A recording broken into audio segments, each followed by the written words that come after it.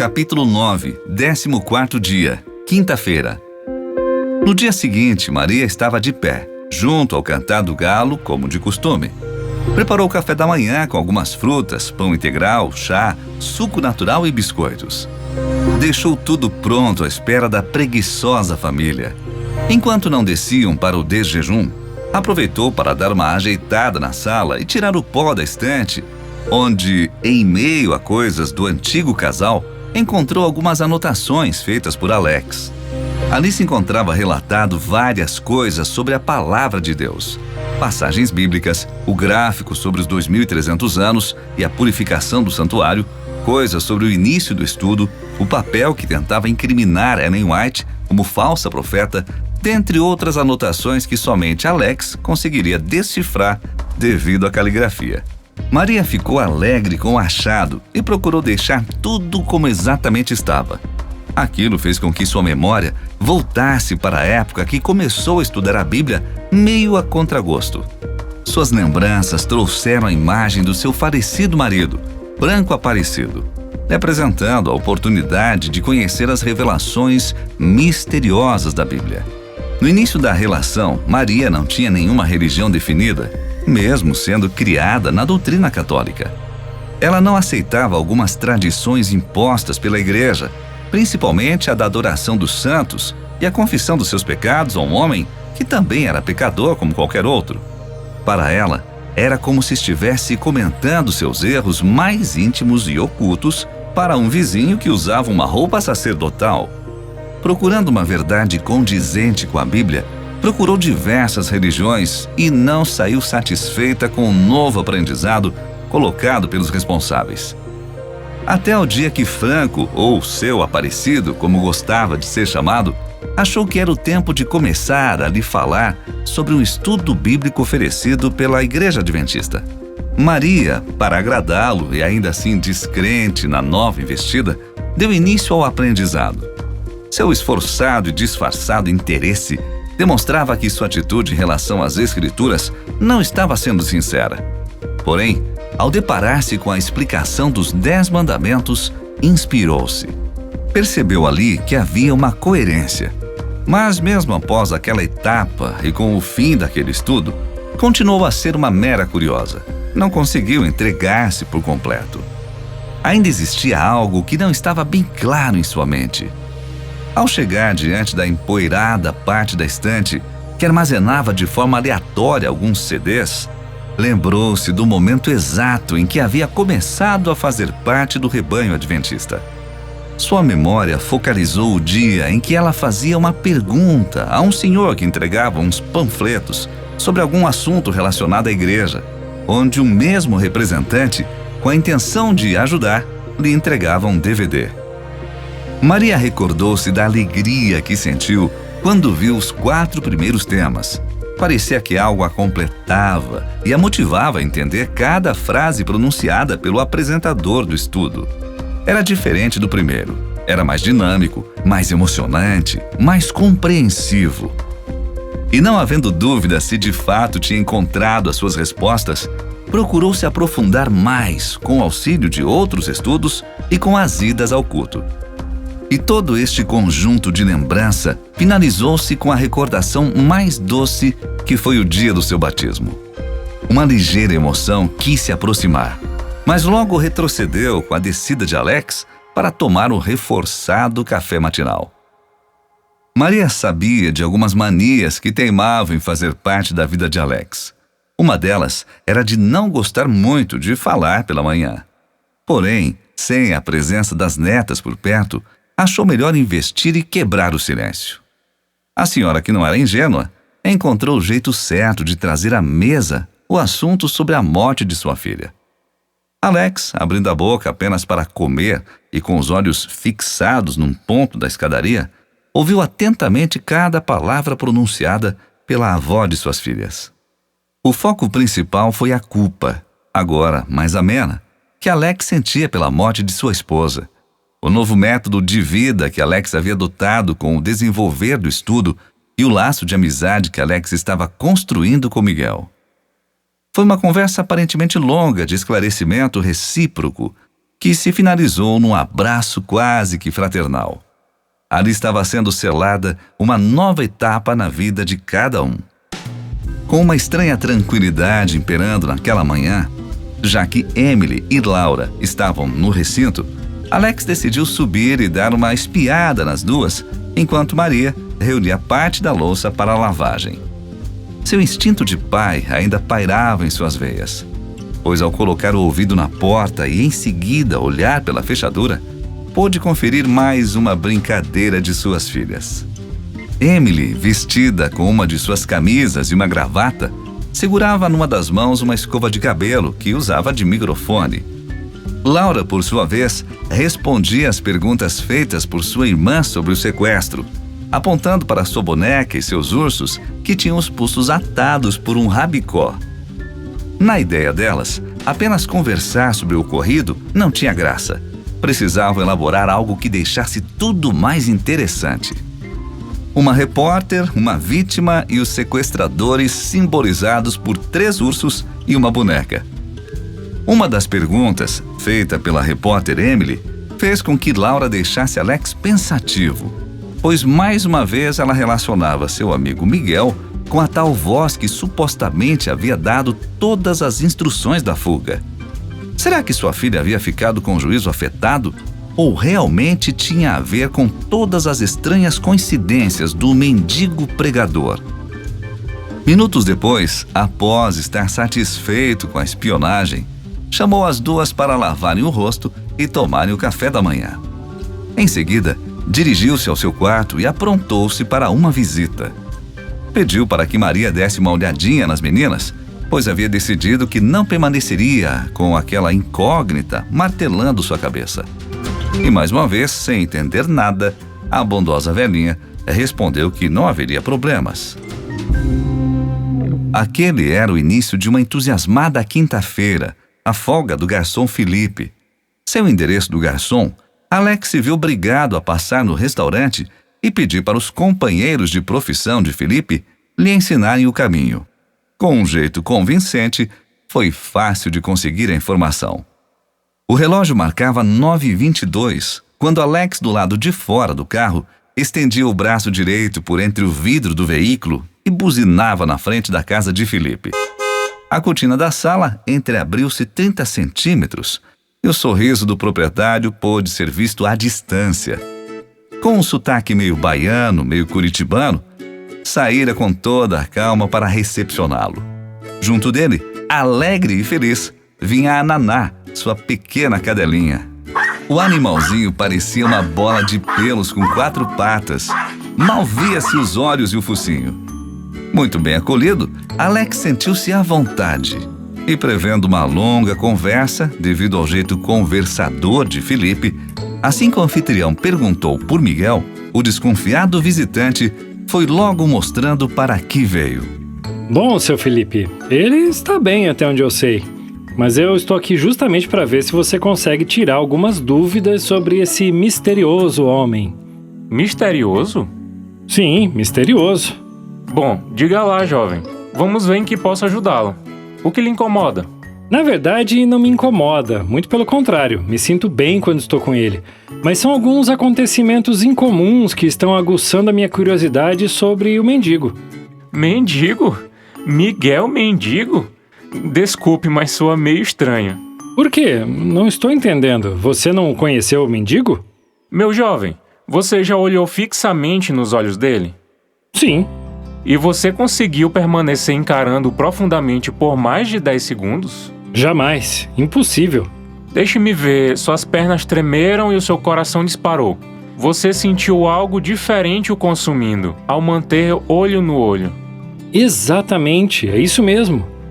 Pelo jeito foi assim com você também. Mas e aí, você tem uma ideia desta reação exposta pelo nosso corpo? O porquê disso? Claro. Posso te adiantar que um simples mendigo não produz isso. Tem que ser algo muito maior que isso. Ora as bolas, mendigo? Essa foi boa. Ele não precisa atuar como um mendigo para fazer o seu trabalho. Seu conhecimento da natureza humana não precisa deste tipo de coisa. E um simples mendigo não faria você sentir calafrios só de olhar dentro dos seus olhos. Mas se você não o conheceu assim, como foi? E por que acontecem coisas esquisitas quando estamos com ele? Esta é uma história muito longa, mas que eu posso resumi-la. No momento da minha vida, eu me encontrava com alguns problemas pessoais. Foi então que, não aguentando mais, descrente até de Deus que Ele me perdoe, fui em busca de ajuda. Se me permite a invasão, quais eram os seus problemas?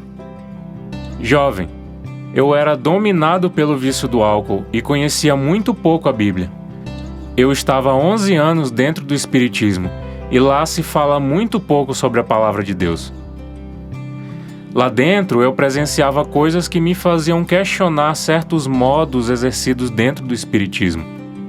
Então, depois de um tempo, comecei a ver coisas que não eram legais. Uma delas eram pessoas que queriam me acusar de louco, de drogado. Ei, espera aí. Eu sei do que você está falando. São pessoas que encontramos por aí que nos olham quando estamos com Miguel e fazem esse tipo de comentário. Isso já aconteceu muito comigo. Até achei que eram eles que estavam enlouquecendo e não eu que estava pirando. Essas pessoas me davam a entender que eu estava conversando sozinho. Que alívio saber que eu não sou o único a viver essa experiência. Mas e aí? A que você atribui esses dois fatos incomuns? Calma, eu chego lá. Devido ao espiritismo, no começo achei que eram espíritos que queriam me atormentar. Mas... Bom, antes quero dizer que na Casa Espírita existe um livro chamado O Evangelho segundo o Espiritismo, que traz muitas frases bíblicas, mas não se vai a fundo nas Escrituras. Eu estudei, o conheci bem. Porém, com toda aquela situação a qual passei a me acostumar e a viver, ainda não estava bom. Não era ruim, não tinha do que reclamar, conseguia levar meus problemas do jeito que dava, pois aquele ambiente espírita de alguma forma me trazia um alívio, um conforto. Mas chegou um dia que acordei diferente e me senti insatisfeito com a doutrina espírita. Parecia que faltava alguma coisa. Então, após uma oração, clamei desesperado por ajuda divina. Disse que aceitaria uma ajuda dos céus para me libertar do vício, que estava acabando comigo e com a minha família. E o que você fez? Como encontrou essa ajuda? Bom, essa ajuda tem um nome, Emanuel. Ou melhor, você o conheceu como Miguel. Mas como eu disse aquele dia no restaurante, não importa o nome, mas o conteúdo. Eu o conheci quando estava andando pelo centro da cidade em busca de um centro de recuperação para alcoólicos. No momento de dúvida e medo de expor minhas particularidades a um grupo de pessoas, me deparei com um beco em plena praça, aparentemente abandonado, mas por uma questão mais forte que minha razão, resolvi entrar e percorrer seus 200 metros.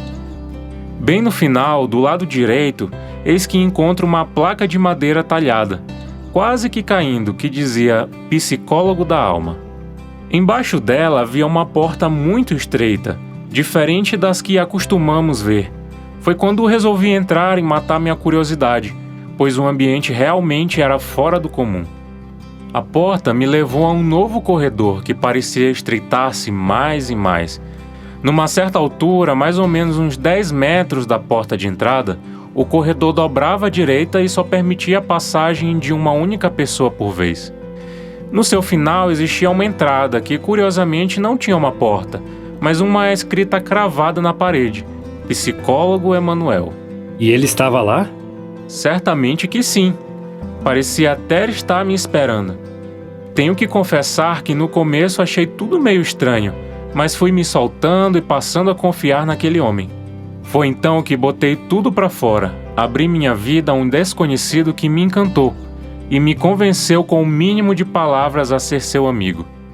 Neste dia, quando fui pagar pela sessão, senti pela primeira vez o impacto daquele olhar. Quando, tendo seus olhos fixados ao meu, escutei a seguinte frase: "É de graça. O que eu faço pelas pessoas é de graça." De fato, aquilo mexeu comigo. Então você atribui esse magnetismo todo aos conhecimentos profissionais dele. Está me dizendo que ele sabe como passar confiança e otimismo apenas com uma forma de olhar de um psicólogo experiente? No meu ponto de vista, sim, pois ele é um homem treinado para isso, um super profissional, que está ali para passar este tipo de emoção com o olhar, com seus gestos, com palavras que vêm a calhar no momento certo.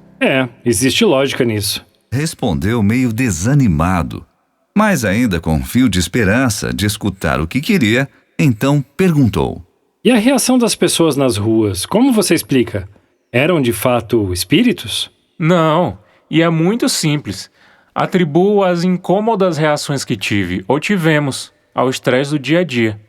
Coisa da nossa cabeça. Tanto é que, num certo dia, quando estava caminhando com ele, uma senhora que conversava com uma moça passou por mim e disse: "Tem doido de todo tipo." Cansado daquilo, resolvi, com muito cuidado, voltar e tentar ouvir algo que eu pudesse ter certeza que era de mim que estavam falando. Para minha surpresa, a frase continuou. Tem aqueles que gostam de comidas exóticas, aqueles que comem de tudo e aqueles que preferem viver da dieta do sol. É tanta doideira que nem sei. A partir dali desencanei e não dei mais bola. E com a cabeça baixa, Alex resmungou de forma que Felipe quase não escutou. Então é tudo pura coincidência. Coincidência? Parece que você ficou desanimado. O que você achou que era? Nada não. Como você disse, é bobeira da minha cabeça. Respondeu com um ar de derrotado. E o estudo, como foi que começou? No dia seguinte, após a minha primeira consulta, voltei ao consultório do Emanuel, quero dizer, Miguel, e perguntei se ele conhecia alguém que entendesse bem sobre as passagens da Bíblia, pois eu queria aumentar meus conhecimentos e assim incrementar meus ensinamentos dentro da casa espírita. Sua resposta me surpreendeu. Ele disse que se eu quisesse, faria de mim um conhecedor pleno das Escrituras e um instrumento de Deus.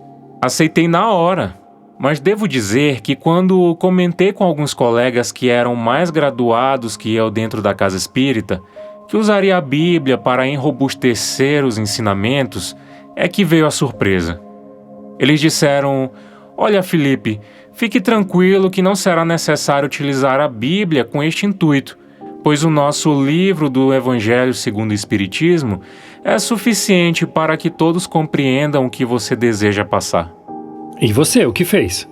Acertadamente, não me conformei com aquilo, o que me motivou ainda mais a começar o estudo bíblico com o nosso saudoso Miguel. Como foi que você deixou de seguir as doutrinas espíritas? Isto foi aos poucos. Foi quando passei a descobrir que a Bíblia confrontava com os ensinamentos espíritas. Pois ao achar que os trechos que continham no Evangelho segundo o Espiritismo eram uma explicação da Bíblia, descobri que não, muito pelo contrário, o contexto era diferente. É bom que entenda que as frases eram as mesmas.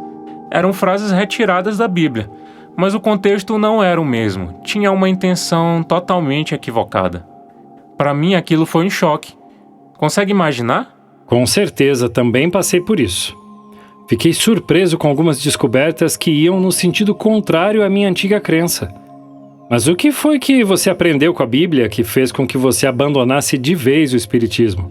Bom, para que eu tivesse total certeza de que a Bíblia deveria ser o caminho que me conduziria às soluções dos meus problemas, comecei a estudar em cima dos 5 pontos mais importantes do Espiritismo: a reencarnação, o estado do homem após a morte, a lei do karma, os médiuns e a evolução. No caso da reencarnação, o espírita aprende que quando a pessoa morre, o espírito se desprende, o corpo vai para o pó, mas o espírito continua existindo imortal. Como se ele tivesse que passar por um tipo de evolução? Isto, até que ele atinja a perfeição. É por isso que ele passa por outras vidas, como homem ou como mulher, nas mais diversas situações. Mas e a Bíblia, o que diz sobre isso? O que você achou lá que foi contrário a essa doutrina? Eu abri em Gênesis capítulo 2, versículo 17, e encontrei a seguinte passagem referente ao homem antes de se tornar mortal, ou seja, antes do pecado. Mas da árvore do conhecimento do bem e do mal, dela não comerás, porque no dia em que dela comeres, certamente morrerás. Assim, a passagem de Deus falando com Adão e Eva sobre a proibição de se comer do fruto que os levaria à morte. Isto quer dizer, e entendo que sim, que nós fomos criados para sermos imortais? Sim, para sermos eternos como Deus. E se você procurar no dicionário o significado da palavra morrer, irá ver que morrer é o mesmo que deixar de viver. Mas o inimigo é tão decidido em levar o ser humano a pecar, que logo em seguida de Deus dizer isso ao homem, Satanás se aproximou da mulher e disse: Então a serpente disse à mulher: Certamente não morrereis. Gênesis 3:4.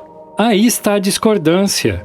Deus diz que morrerás, e o inimigo diz que não morrerás. Deve ter sido um choque para você em relação à ideia de reencarnação.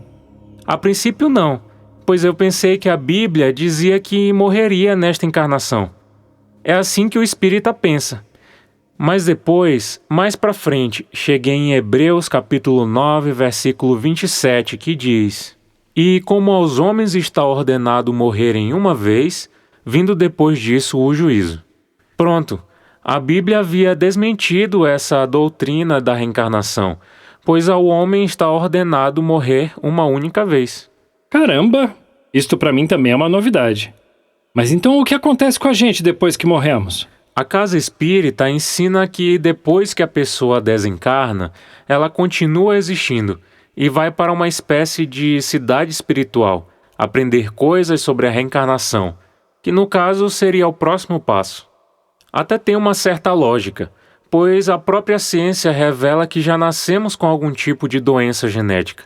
Só que a Bíblia não apresenta isso como verdade. Descobri isso quando Miguel me pediu para que eu abrisse a Bíblia em Eclesiastes capítulo 9, versículos de 5 a 6. E lá diz: Porque os vivos sabem que hão de morrer, mas os mortos não sabem coisa nenhuma, nem tampouco terão eles recompensa, mas a sua memória fica entregue ao esquecimento.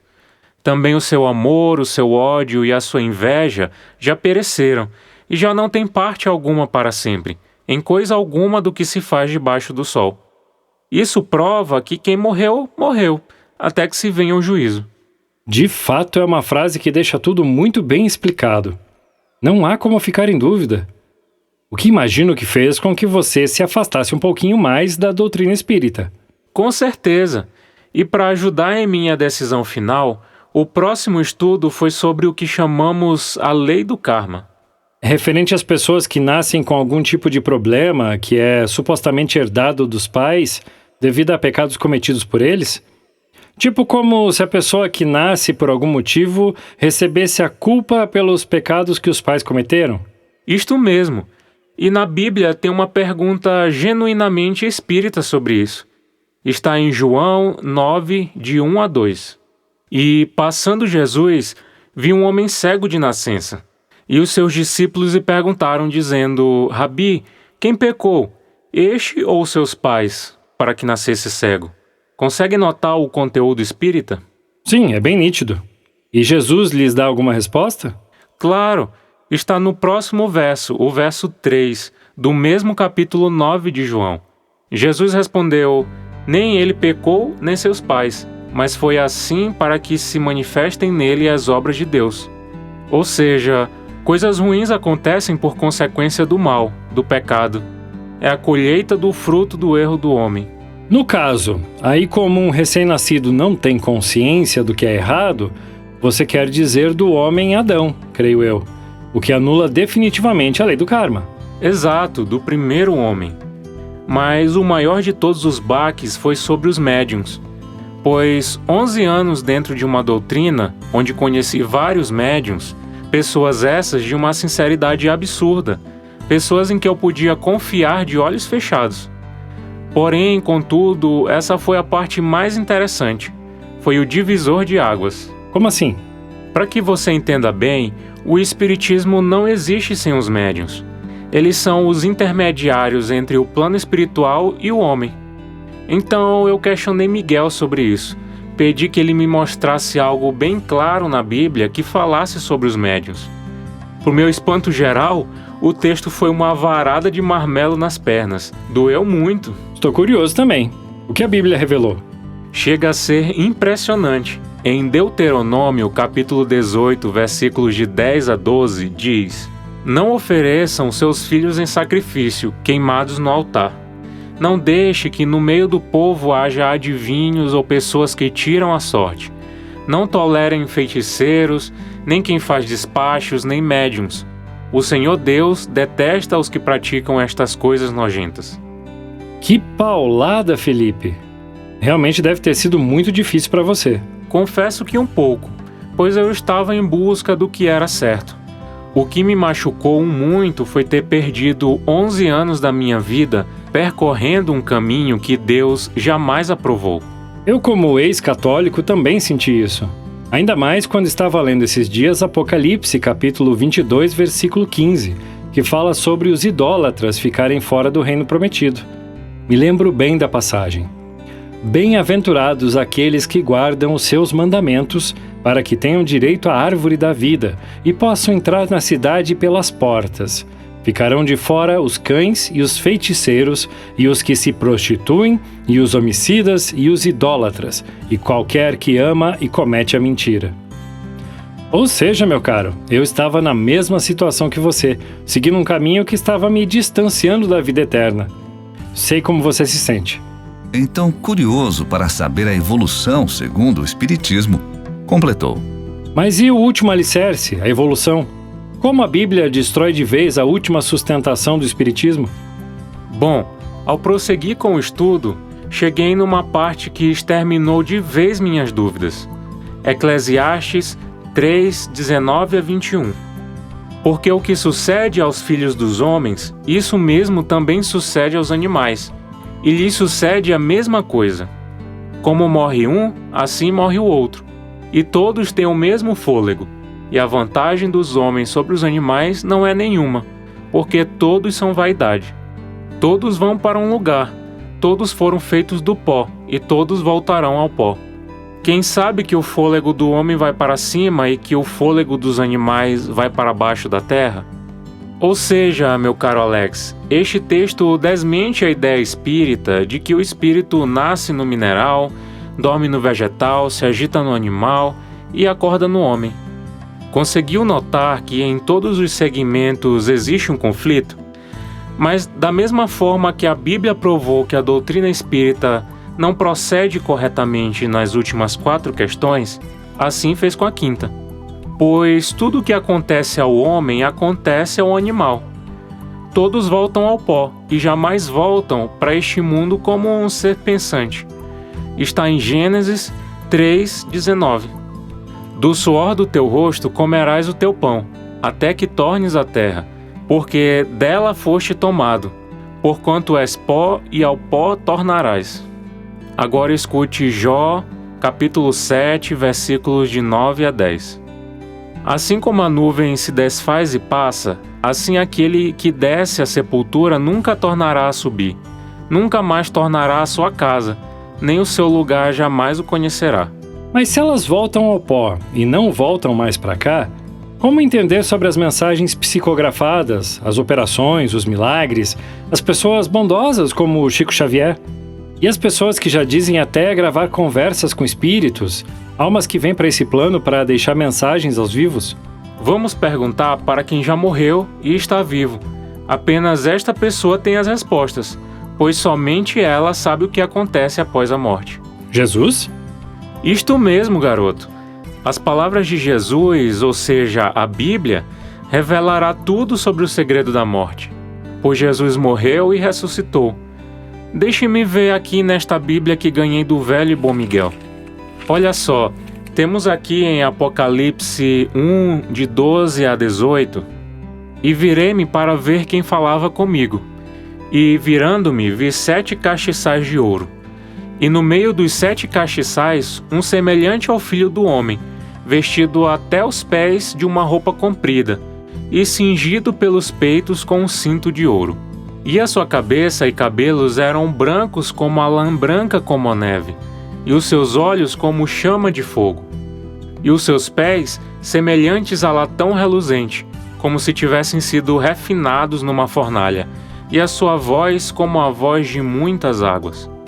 E ele tinha na sua destra 7 estrelas, e da sua boca saía uma aguda espada de 2 fios, e o seu rosto era como o sol, quando na sua força resplandece. E eu, quando o vi, caí a seus pés como morto. E ele pôs sobre mim a sua destra, dizendo-me: não temas, eu sou o primeiro e o último, e o que vivo e fui morto, mas eis aqui estou vivo para todo o sempre. Amém. E tenho as chaves da morte e do inferno. Fácil, não é? Sim. E já estou curioso e cheio de dúvidas sobre essa questão super interessante sobre o segredo da morte. Se não for te atrapalhar, podemos começar assim que você quiser. Tudo bem, então. Começaremos agora. Deixe-me pegar estas anotações que fiz, pois minha memória não é tão boa quanto a do Emanuel. Aqui estão... agora sim. Vamos lá. Bom, para que você não se perca, vou começar por onde Miguel começou, quando me explicou o assunto, pela criação do ser humano. Gênesis. Isto, para ser bem exato, Gênesis capítulo 2, versículo 7. E formou o Senhor Deus o homem do pó da terra, e soprou em suas narinas o fôlego da vida. E o homem passou a ser alma vivente. Eis aqui um grande detalhe. Aqui diz que o homem passou a ser alma vivente, e não a ter uma alma que vive.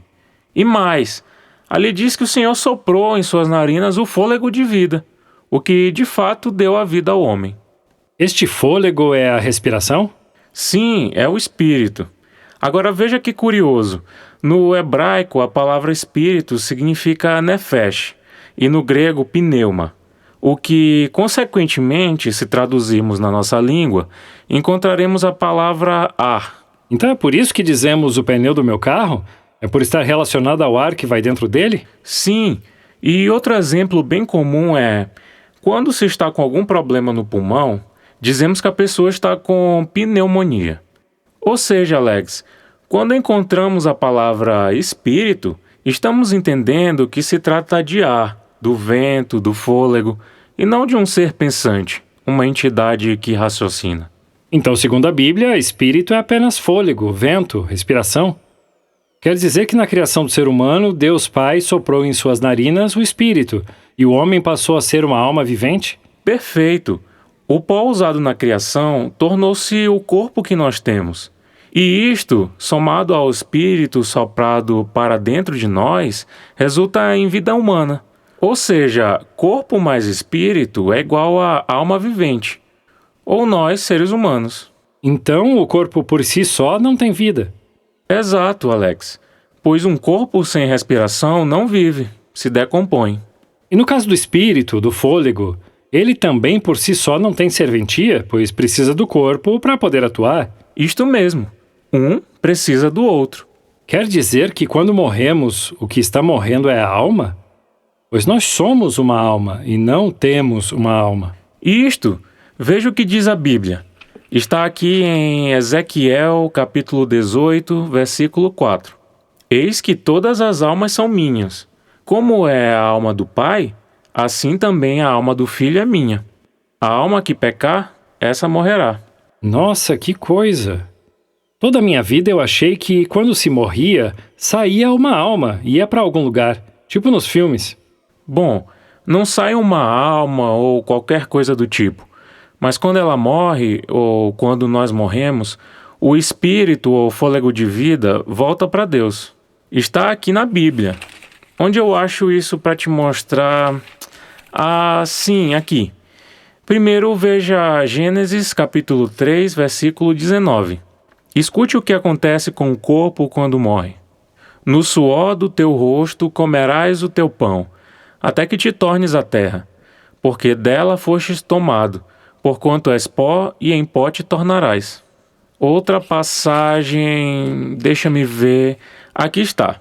Salmos capítulo 104, versículo 29, diz assim: Escondes o teu rosto e ficam perturbados. Se lhes tira o fôlego, morrem e voltam para o seu pó. Certo? Agora vamos para Eclesiastes capítulo 12, versículo 7. E vejamos o que diz sobre o espírito, o fôlego de vida quando morremos. e o pó volte à terra como era, e o espírito volte a Deus, que o deu. Não é fascinante? Se é, maravilhoso. Mas eu tenho outro exemplo. Deixa-me ver onde está. Aqui. Está aqui em Salmos, capítulo 146, versículos de 2 a 3. Não confieis em príncipes, nem em filho de homem, em quem não há salvação. Sai o espírito, volta para a terra. Naquele mesmo dia perecem os seus pensamentos. Um outro. Salmos, capítulo 115, versículo 17. Os mortos não louvam ao Senhor, nem os que descem ao silêncio. Consegue entender, Alex? Sim, compreendi que apenas Deus é imortal, porém nos criou para que também fôssemos. Mas os primeiros seres humanos caíram em pecado quando foram tentados pelo inimigo, e agora nos tornamos mortais. É isso aí, jovem. Você pega rápido as coisas, hein? E já que falou sobre a imortalidade de Deus, só para que não haja dúvidas sobre isso, vou ler a passagem que se encontra em 1 Timóteo, capítulo 6, versículos de 15 a 16. A qual a seu tempo mostrará o bem-aventurado e único poderoso Senhor, Rei dos reis e Senhor dos senhores. Aquele que tem ele só a imortalidade e habita na luz inacessível, a quem nenhum dos homens viu, nem pode ver, ao qual seja honra e poder sempiterno. Amém. Quando surgiu o primeiro pecado, nos tornamos mortais. Por que exatamente? Porque Adão e Eva escolheram Satanás, a criatura, ao invés de Deus, o Criador, e apenas Deus é a fonte da vida. Não há vida longe de Deus. Ou seja, eles se afastaram da fonte da vida e deixaram como herança para todos nós a morte. Isto está em Romanos capítulo 5, versículo 12, segundo as minhas anotações. É isso, deixe-me ver. Sim, aqui está. Romanos capítulo 5, versículo 12.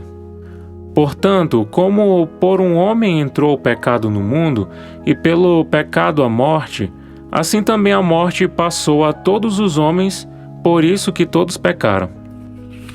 Veja aqui em Atos capítulo 17, versículo 28, o que diz sobre nos afastarmos de Deus e morrermos. Porque nele vivemos, e nos movemos, e existimos, como também alguns dos vossos poetas disseram, pois somos também a sua geração. E para que você entenda como a nossa vida é rápida neste mundo, me permita ler Tiago, capítulo 4, versículo 14. Diz assim: Digo-vos que não sabeis o que acontecerá amanhã, porque que é a vossa vida?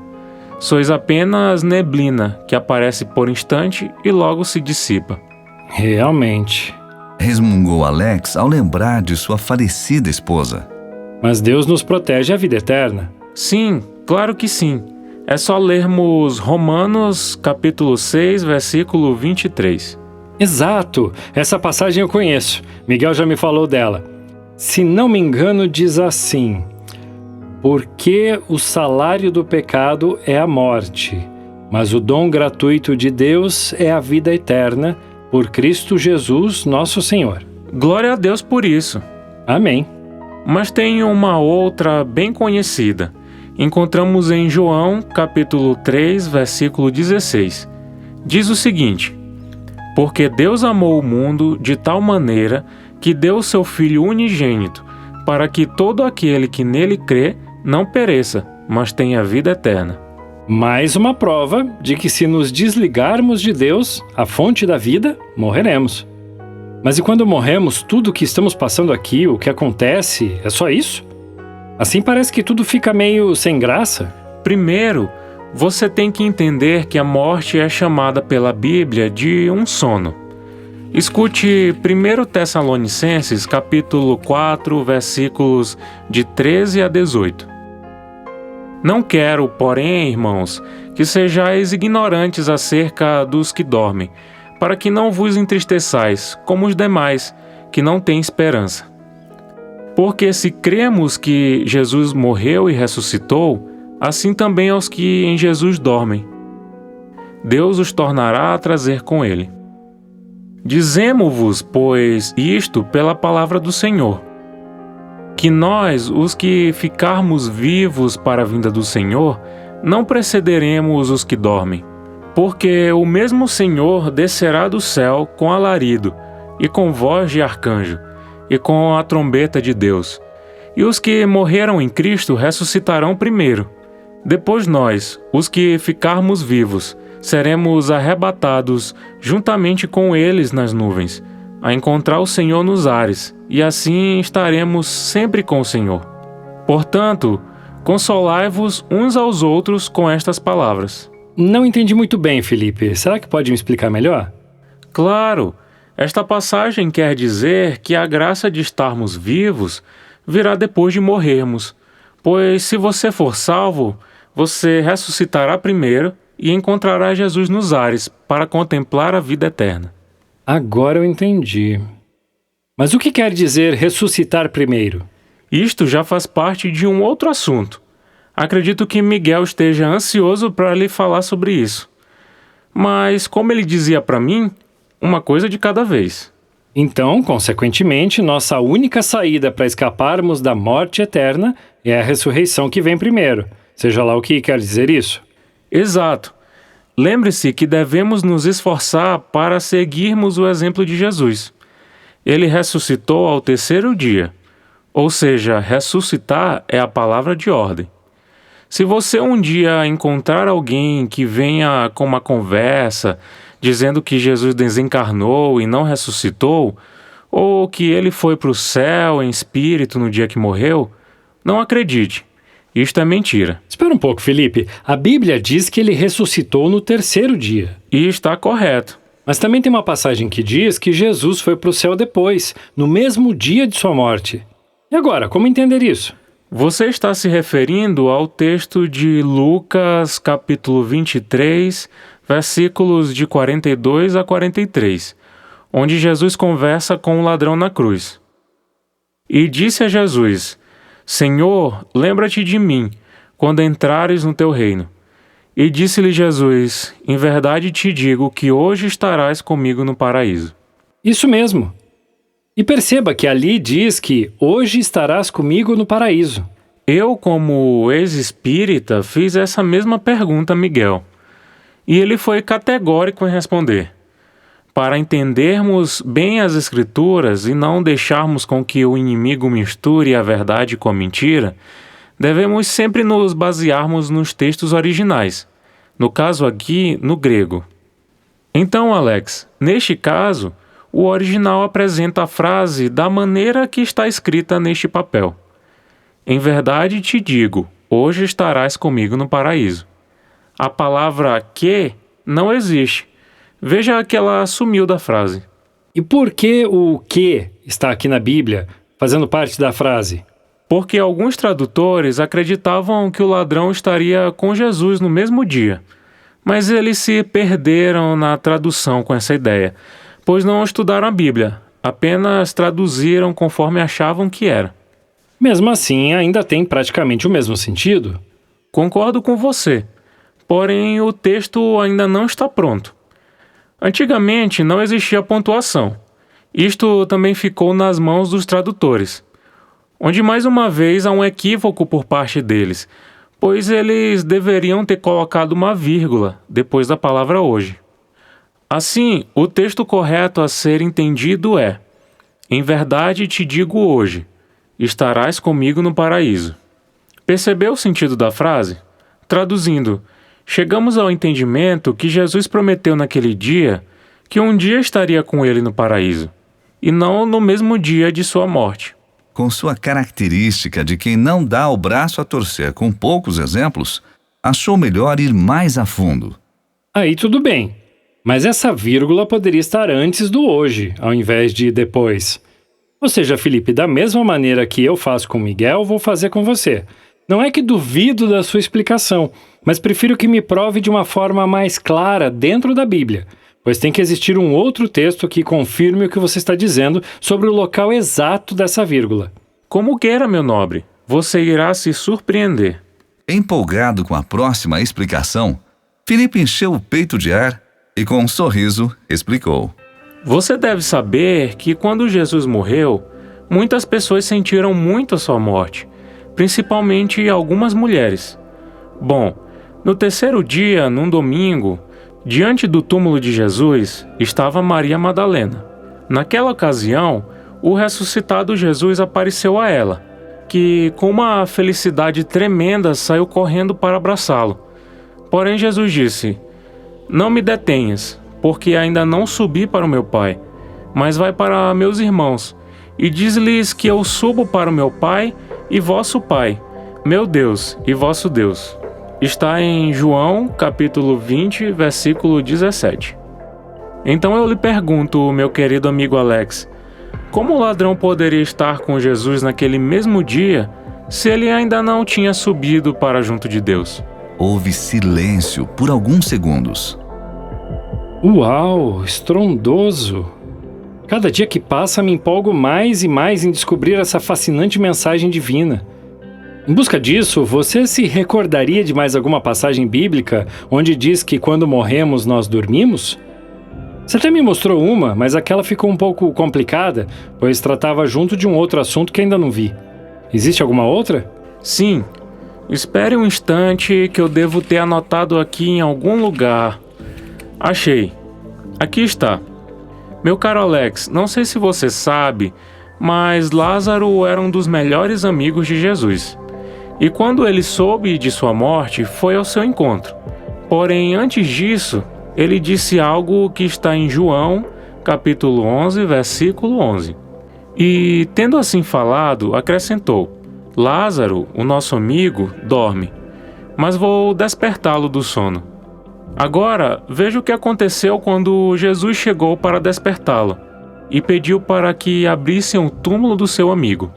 Está registrado em João, capítulo 11, versículo 39. Disse Jesus: tirai a pedra. Marta, irmã do defunto, disse-lhe: Senhor, já cheira mal, porque está morto há quase 4 dias.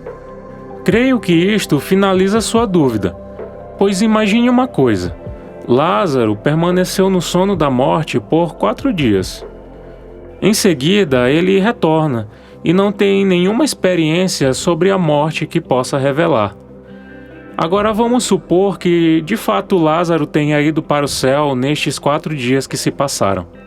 Acredito que ele deveria estar se divertindo muito, aproveitando os prazeres celestiais prometidos pela Bíblia. Bom, aí vem Jesus, seu melhor amigo, e o tira da vida eterna. Traz Lázaro de volta para este mundo cheio de dores e de problemas. Na sua opinião, o que Lázaro sentiria com a decisão tomada por Jesus? No mínimo, ele deixaria de ser o melhor amigo. Eu penso assim também. Então, temos que entender que quem morreu não volta mais para este mundo e muito menos vai para qualquer outro lugar. A pessoa que morre apenas dorme e fica aguardando a vinda de Cristo Jesus. Fica no aguardo do juízo final. Um assunto que você verá mais para frente, creio eu. Alex baixou a cabeça e disse: Eu, dentro da minha antiga crença, mesmo sem estudá-la, apenas com o pouco convívio que tinha com algumas pessoas que também pensavam como eu, acreditava que minha falecida esposa Thalita estava olhando por mim. Sempre acreditei que meu pai, também já falecido, me ajudava, me dava força em algumas situações. Eu acreditei que isso era possível. Até cometi o erro de pedir a ajuda deles algumas vezes. Nossa, como eu fui ingênuo. Mas agora eu tenho diante de mim uma nova realidade apresentada pela palavra do Senhor. Minha esposa Thalita e meu pai Juarez dormem, sem saber de coisa alguma. Eu faço ideia de quantas coisas estão passando aí na sua cabeça neste momento. Mas imagine só se realmente seus entes queridos estivessem no céu acompanhando sua vida. Será que eles estariam tranquilos vendo você passar por inúmeras situações difíceis? Tem razão. Minha esposa teria um ataque de loucura se tivesse acompanhado o que aconteceu com a caçula recentemente.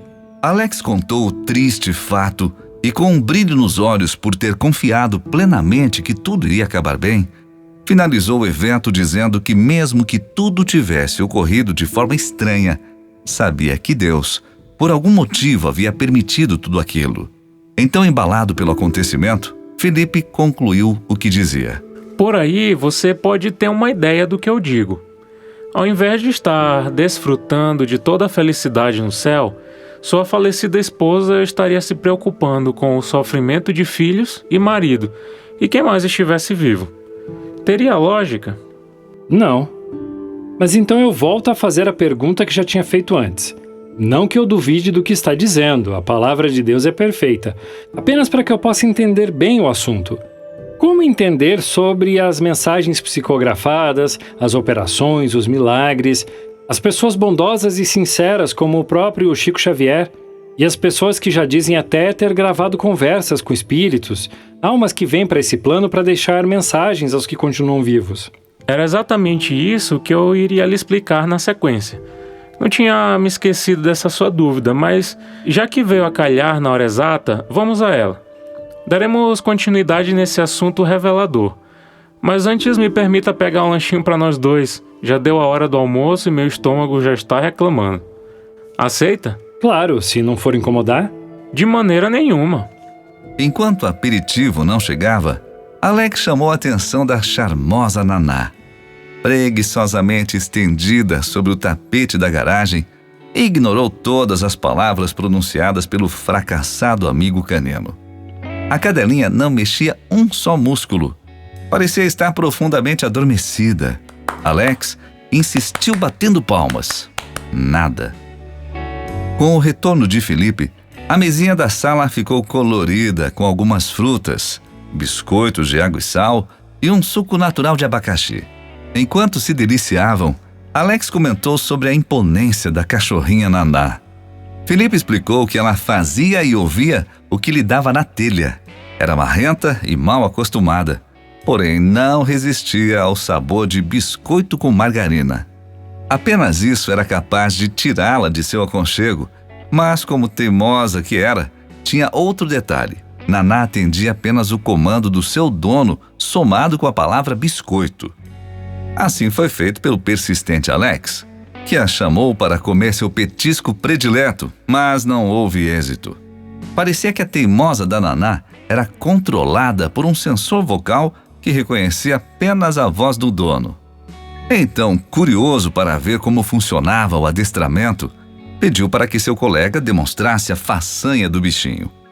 Felipe, com a voz firme, disse as palavras mágicas. Naná, vem! Vem pegar! Toma aqui! Vem comer o biscoito! Naná, biscoito! Aquilo bastou.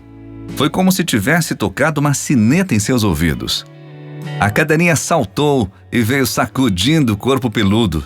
Sentou-se e aguardou que seu dono arremessasse sua guloseima. Ao ver sua refeição sendo arremessada em sua direção, pulou com um mortal para trás, agarrando seu combustível diário. A exibição arrancou aplausos do até então paralisado Alex e ganhou o carinho do seu amável dono. Surpreso com a arte circense, Alex revelou a Felipe que suas filhas adoravam animais e já haviam lhe pedido um cachorrinho, mas até então não tinha achado uma bela oportunidade. Pediu gentilmente a seu amigo que, se soubesse de algo, que lhe avisasse, pois queria ver a felicidade emanando daqueles rostinhos sapecas. Naquele momento, Felipe o surpreendeu mais uma vez, pois explicou que por trás daquela preguiça toda de Naná havia uma explicação mais coerente. Naná estava prenha. Então é por isso que ela está tão largada assim? Digamos que 70% seja devido aos filhotinhos que está esperando. Que safadinha essa Naná. Você poderia me vender um machinho, não poderia? Não, Respondeu prontamente com um sorriso irônico. não acho legal comercializar algo que Deus criou para serem livres ou nossos companheiros. Conseguir dinheiro dos outros com o dom da vida, com o que foi feito para que pudéssemos ter de graça, não acho correto. Vou fazer o que sempre fiz com os outros. Lhe darei um com todo prazer. Fico feliz. Muito obrigado pelo carinho. Mas já que falamos em gravidez, Eu estava lendo numa revista um artigo que falava de uma mãe que havia perdido sua filha de 12 anos num acidente já tinha alguns anos e não conseguia viver com a ausência dela. Certo dia, ela disse ter recebido a visita de sua filha, que veio a acontecer mais vezes. Meio duvidosa daquilo, e por mais que as informações trazidas pela falecida sobre a vida das duas batessem, ela procurou gravar a voz numa de suas conversas e comparar com a voz da sua filha que havia gravado em filmagens da família. Então ela foi atrás dos especialistas que possuíam recursos tecnológicos para apurarem se de fato era a filha que havia morrido. Indo totalmente contrário à Bíblia, de alguma forma que eu não sei explicar, foi constatado que realmente a voz era a mesma. Agora fica a minha pergunta: como? Compreendo sua ansiedade em saber sobre este assunto. Vou lhe explicar aos poucos e você irá perceber que a resposta virá naturalmente. Então, permita-me continuar de onde paramos. Eu dizia sobre a ressurreição. Pois bem, você já aprendeu que a única saída para termos a vida eterna é através da ressurreição. Crendo nisso, eu te pergunto, Alex, na segunda vinda de Cristo, que se dará com o intuito de ressuscitar aqueles que morreram em Cristo e arrebatar os vivos que se entregaram a Ele, como Jesus irá ressuscitar aqueles que, segundo a crença, já estão no céu, ou os reencarnados, ou os que estão num outro plano espiritual? Para que então a ressurreição? Não sei te dizer, mas sei que os mortos estão aparecendo aos montes. Você irá entender. Como já lhe disse, a Bíblia apresenta Jesus como o único caminho para a eternidade. Então eu quero neste momento engrossar mais sobre a vida do responsável pela nossa eternidade. E assim matará suas curiosidades sobre este assunto dos mortos que se apresentam aos vivos. Você sabe o que disse Jesus sobre o dia do juízo? Sobre os que serão salvos e os que se perderão? Não, ainda não estudei sobre esse assunto. Fique tranquilo, que o estudo completo não partirá de mim. Quero apenas concluir esta parte que me cabe, já que começamos a falar sobre o segredo da morte. Pois bem, meu nobre, se abrirmos a Bíblia em Mateus, capítulo 7, versículos 21 a 23, encontraremos o seguinte dizer: Nem todo o que me diz Senhor, Senhor, entrará no reino dos céus, mas aquele que faz a vontade de meu Pai, que está nos céus. Muitos me dirão naquele dia: Senhor, Senhor, não profetizamos nós em teu nome? E em teu nome não expulsamos demônios? E em teu nome não fizemos muitas maravilhas? E então lhes direi abertamente: Nunca vos conheci. Apartai-vos de mim, vós que praticais a iniquidade. E aí, percebeu quantas coisas boas estas pessoas fizeram e no final qual foi a resposta de Jesus? Nunca vos conheci. Apartai-vos de mim, vós que praticais o pecado. Quer dizer que praticar curas, expulsar demônios é pecado? Perguntou Alex com certa confusão. Lógico que não. Só que muitas vezes fazer o bem pode não ser de fato fazer o bem. Não entendi. Entenda uma coisa, Alex. Não adianta você curar alguém como muitos pastores fazem em suas igrejas. Não adianta você expulsar demônios como é feito em vários lugares. Não adianta você fazer este tipo de bem se você está ensinando o caminho errado para a eternidade. Para Deus, fazer o bem só tem sentido se você ensinar as pessoas a seguir o caminho certo. Pelo contrário, ela estará perdendo a vida eterna. Entende? Ela salva sua vida mundana, mas perde a vida eterna. É por isso que lemos em Marcos capítulo 8, versículo 36, pois que aproveitaria o homem ganhar todo o mundo e perder a sua alma? Na verdade, esta frase engloba várias coisas, inclusive isto que estamos falando. Mas são outras passagens que irei citar a você que lhe dará o entendimento final. Quando cheguei nesta parte do estudo, Miguel me perguntou: você deseja conhecer realmente toda a verdade?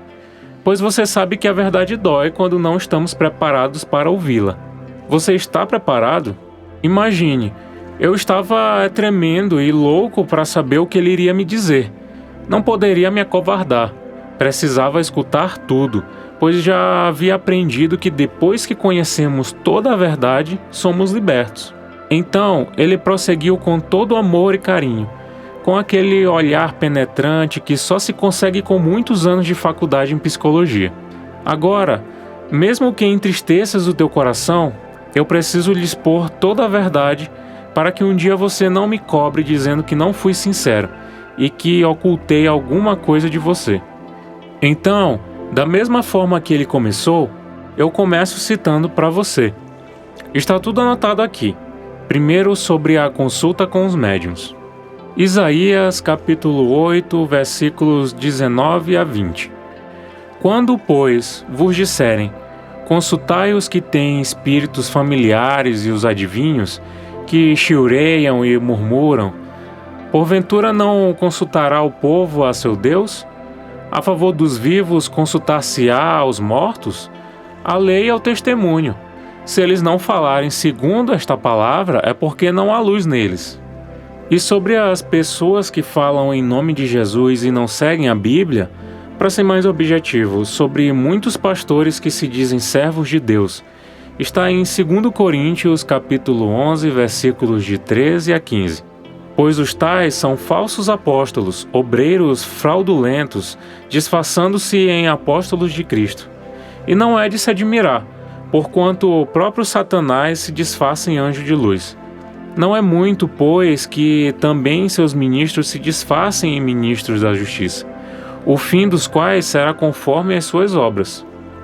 Completou esta passagem com Apocalipse capítulo 12, versículo 12. Pelo que alegrai-vos, ó céus, e vós que neles habitais. Mas ai da terra e do mar, porque o diabo desceu a vós com grande ira, sabendo que pouco tempo lhes resta. Reforçou com 1 Timóteo capítulo 4, versículo 1. Mas o Espírito expressamente diz que nos últimos tempos apostatarão alguns da fé, dando ouvidos a espíritos enganadores e a doutrinas de demônios. Aquilo me arrepiou, e então chorei. Mas ele continuou com Mateus capítulo 7, versículo 15. Acautelai-vos, porém, dos falsos profetas, que vêm até vós, vestidos como ovelhas, mas interiormente são lobos devoradores. Está percebendo que todas estas pessoas citadas são capazes de coisas boas, de realizarem curas e grandes prodígios, mas que na verdade fazem parte, muitas das vezes sem saberem, da obra enganadora de Satanás? É uma coisa realmente impressionante. Mas como eu sei quem é quem se todos estão misturados? Lembre-se do que vimos em Mateus capítulo 7, versículo 21. Nem todo o que me diz Senhor, Senhor, entrará no reino dos céus, mas aquele que faz a vontade de meu Pai, que está nos céus. Então, primeiramente temos que saber se a pessoa faz a vontade de Deus, se ela vive a verdade. E você já deve ter aprendido o que é a verdade. Aqui, no caso, me refiro à palavra de Deus como sendo a verdade. A pessoa tem que viver a palavra de Deus. Apenas a Bíblia pode ser o nosso guia para que reconheçamos os falsos pastores, os falsos profetas, as enganações de Satanás. Só ela nos dá condições de sabermos quem usa o poder de Deus e quem não usa.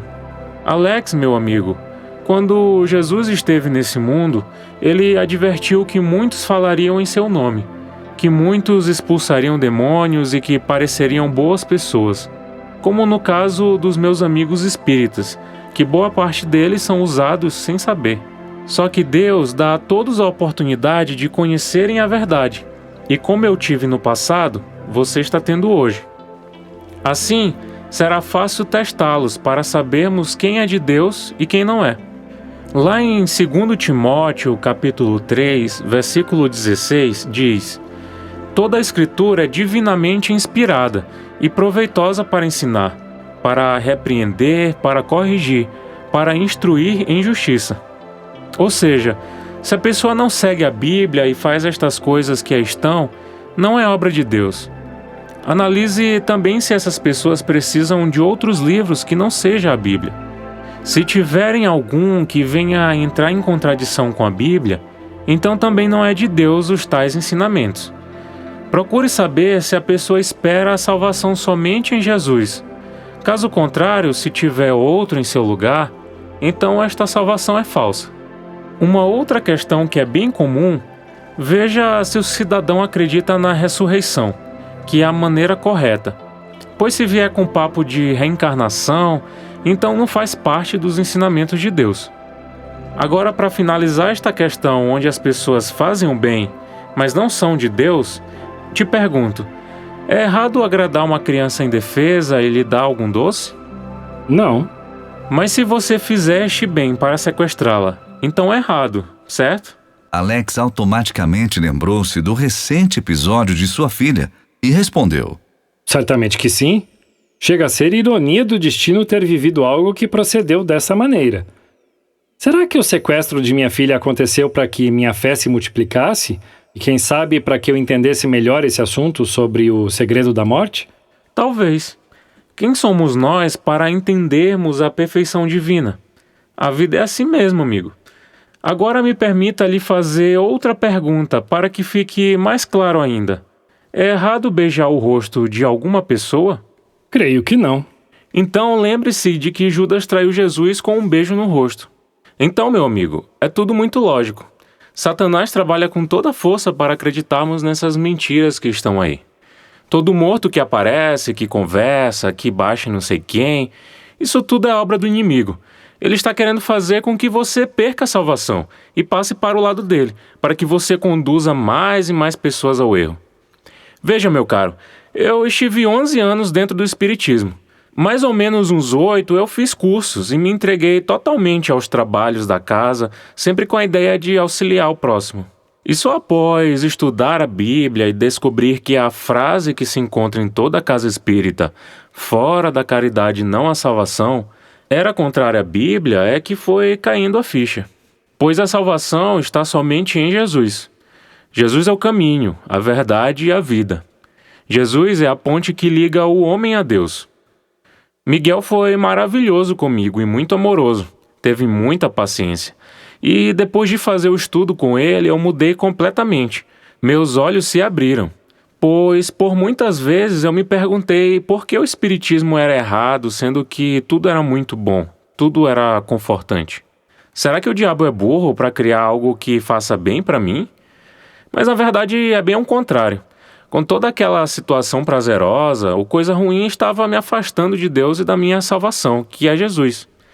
E ao me desviar de Jesus, eu estava propenso a ir para qualquer lugar, pois eu estava por conta própria. Graças a Deus que você descobriu tudo isso a tempo. Nem me fale. É uma pena que dentro do espiritismo ainda tenha muitas pessoas de bom coração sendo enganadas, que acreditam que depois que morremos continuamos existindo em outro lugar.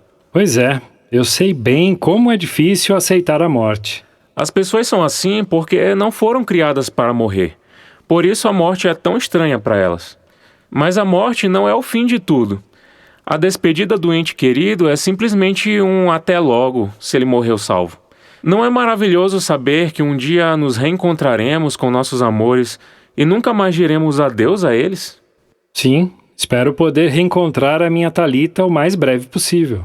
É o que diz em Lucas, capítulo 20, versículo 36. Porque já não podem mais morrer, pois são iguais aos anjos e são filhos de Deus, sendo filhos da ressurreição. Que maravilha, glória a Deus por isso. Amém. Para podermos finalizar esse assunto, pois já está ficando tarde, ainda tem que passar num outro lugar, como você define o espiritismo? Primeiro, quero dizer que não critico o espírita, mas sim o espiritismo. E vejo nessa doutrina a maior obra-prima de Satanás. São muitas verdades misturadas com a mentira. Muitas mensagens positivas e confortantes escondidas por trás dos enganos do maligno. Por isso que o espiritismo está aí com toda a força. Ou você acha que alguma religião que realmente pregue a doutrina de Deus iria colocar Jesus Cristo como um espírito evoluído que governa o mundo? Quem você acha que adoraria ver Jesus tendo sua categoria de Deus Filho sendo diminuída para a categoria de um simples espírito evoluído? Somente quem um dia quis ser semelhante ao Altíssimo. E é nisto que eu vejo a principal digital do inimigo, a redução de Deus Filho para um mero espírito evoluído, pois assim ele quer dizer que ele, Jesus, é como eu, ou eu sou como ele, quando nós sabemos que não é. Assim, meu amigo, foi com muito estudo e com muita oração que comecei a me entregar totalmente aos ensinamentos de Deus. Aprendi então algo que me afastou de vez daquele lugar. Aprendi que em todos os anos que passei lá dentro, eu só aprendi coisas boas. Fiz caridades, ajudei o próximo, mas o fundamental foi ter aprendido que fora da caridade não há salvação, pois isto me abriu os olhos quando a Bíblia me revelou que apenas fora de Jesus não há salvação. Meus olhos se abriram em definitivo para aquela doutrina que me afastava de Jesus. Então perguntei a Miguel como ficaria o caso daqueles amigos espíritas que sabem que a Bíblia é contrária aos ensinamentos pregados por eles, e se Deus não estava vendo isso. E o saudoso Miguel colocou suas mãos nos meus ombros e disse calmamente a mim: Deus conhece tudo, meu filho, desde antes de tudo existir. Fique tranquilo que Ele irá julgar segundo o conhecimento de cada um. Mas seus amigos que já ouviram sobre a palavra de Deus não podem negar que já sabem o que é a doutrina do Espiritismo. Então, permanecer lá ou não é uma escolha deles. Você conheceu e irá fazer a sua. Espero que tenha forças para... Você conheceu e irá fazer a sua. Espero que tenha forças para levar adiante estes ensinamentos, para quantos forem possíveis. Mas aí a escolha é de cada um. Essa frase define bem o tamanho do profissionalismo daquele homem, conhecedor profundo do termo psicologia e também da Bíblia, pois mesmo sem eu dizer qual caminho eu escolheria, ele já me incentivava a passar adiante a mensagem. Pois é, não há outro ser igual a este. Mas e os seus problemas? Acabaram, melhoraram depois que começou a seguir a Bíblia? Problemas? Qual ser humano que não tem problemas, jovem? Mesmo aqueles que foram mais íntimos de Jesus, que caminharam com ele, tiveram muitos problemas. Imagine nós que vivemos em outra era. A diferença, meu caro Alex, é como lidamos com os problemas que aparecem. É isto que muda, é a confiança que depositamos em Deus. É como agimos diante de uma situação que antes poderia ser catastrófica, mas que agora, com o estudo e a nossa aproximação de Jesus, sabemos contornar com toda serenidade. Porém, é importante lembrar que devemos permanecer firmes na fé, pois o inimigo está aí, espalhando a maldade através de muitas coisas que achamos boas. Mas se a tua pergunta foi mais direta, se é sobre o meu vício do álcool, sou inteiramente feliz em te dizer que aos poucos fui largando dessa maldição. Hoje estou curado, estou liberto deste vício e todos os dias luto para não deixar minhas forças caírem. Só quem passou por isso sabe como é. Realmente deve ser difícil, pois sou fumante e já tentei parar diversas vezes depois da morte de minha esposa, mas está sendo muito complicado. Entendo bem o que disse.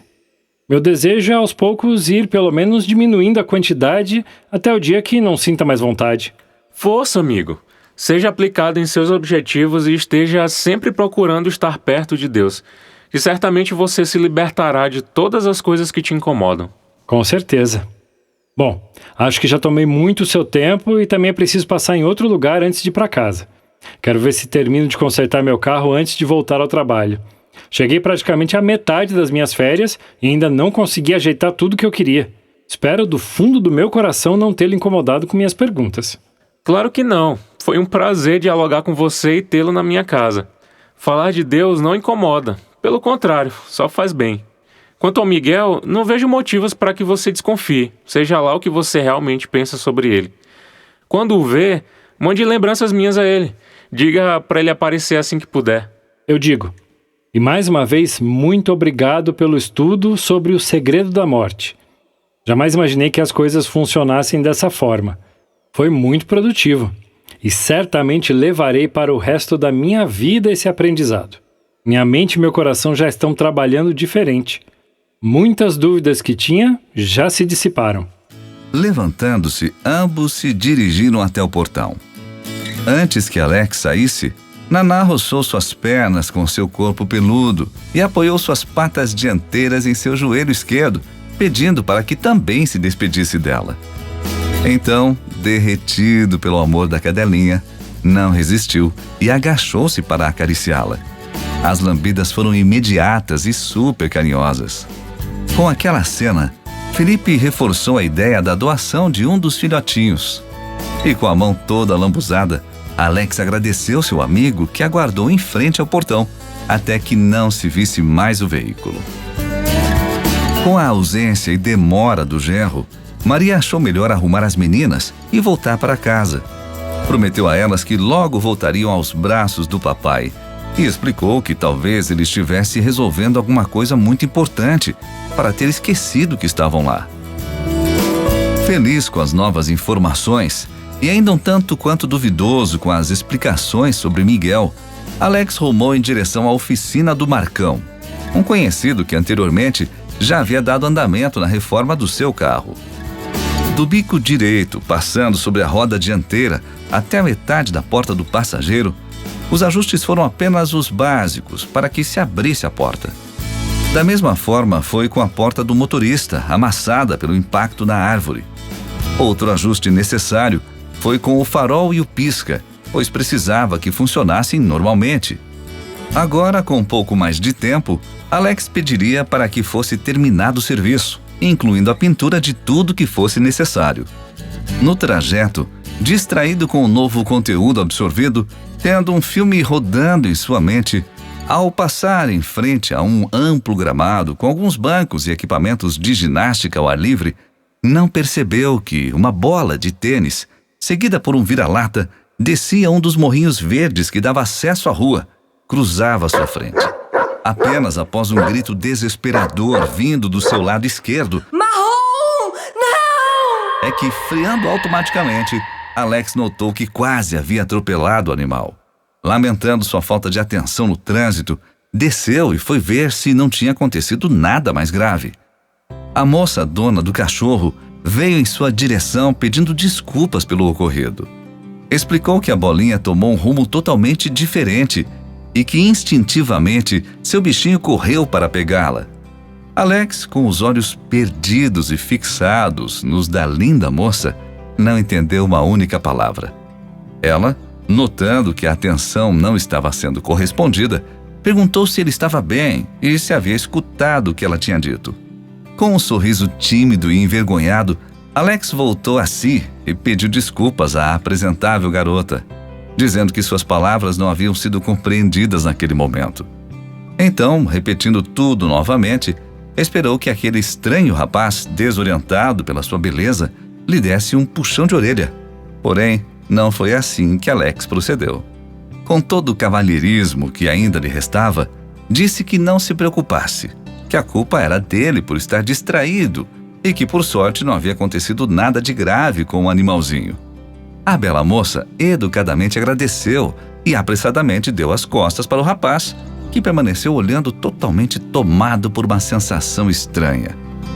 Ao olhar para trás, notou que já se formava uma pequena fila de carros, com motoristas impacientes que começavam a buzinar, pedindo para que a rua fosse liberada. Todo aquele ocorrido não passou de 2 minutos. Porém, a percepção de Alex era diferente. Sua noção daquele tempo parecia dizer em sua mente que 2 belas horas o haviam presenteado com aquela fisionomia singular. Aquela era a primeira vez que Alex sentia-se atraído fisicamente por alguém, depois que conheceu Thalita. O gostinho daquele sentimento trazia em sua boca uma mistura de pecado, de traição, de adultério. Mas lembrando-se do recente estudo, livrou-se daquela culpa, pois sua vida conjugal não existia mais. Estava livre para uma suposta nova pessoa, o que de fato começava a tomar forma em sua mente. Quando retornou ao carro e deu sequência em seu trajeto, envolto por aquela nova sensação, voltou a se lamentar, pois poderia ter pedido para que ela aguardasse a retirada do carro do meio da rua, para que assim pudessem conversar direito e com calma. Prometeu veemente que se uma nova mulher lhe proporcionasse algo do gênero, não desperdiçaria um momento que, quem sabe, pudesse lhe trazer novas alegrias. Não eram ideias afoitas, mas sim de quem se sentia com um novo ânimo para uma nova aventura amorosa, já que as barreiras que o separavam dessa oportunidade já não existiam mais. Chegando à oficina do Marcão, acertou os detalhes finais com o mecânico, com o latoeiro e com o pintor. Tudo conforme tinham combinado anteriormente. Antes de ir embora e percorrer os 2 quilômetros que os separava de sua casa, Alex resolveu colocar a conversa em dia com seu amigo Marcão. Todo tipo de assunto foi comentado, inclusive o mais falado por seus colegas, o de Alex ter virado evangélico. Com toda paciência e compreensão, explicou sobre o estudo bíblico e suas novas perspectivas de vida. Disse que era como se estivesse nascendo de novo. Comentou que pretenderia se esforçar o máximo para seguir a palavra de Deus, pois ele queria viver o que nela se encontra, e citou o verso 105 do Salmo 119, Lâmpada para os meus pés é a tua palavra e luz para o meu caminho. Para alguém que escutava sair da sua boca coisas relacionadas a futebol, mulheres, filhos, família, rotina do trabalho, Marcão estranhou as novas ideias de seu amigo, mas respeitou como era de costume. 30 minutos depois, quando já se ajeitava para ir, sentiu em seu calcanhar que alguma coisa lhe batia. Alex não acreditou no que via. Parecia ser até uma brincadeira de alguns dos funcionários que escutaram o relato do ocorrido há pouco com a jovem moça. Diante de seus pés, uma bola de tênis lhe suplicava para que a tomasse em suas mãos pela segunda vez.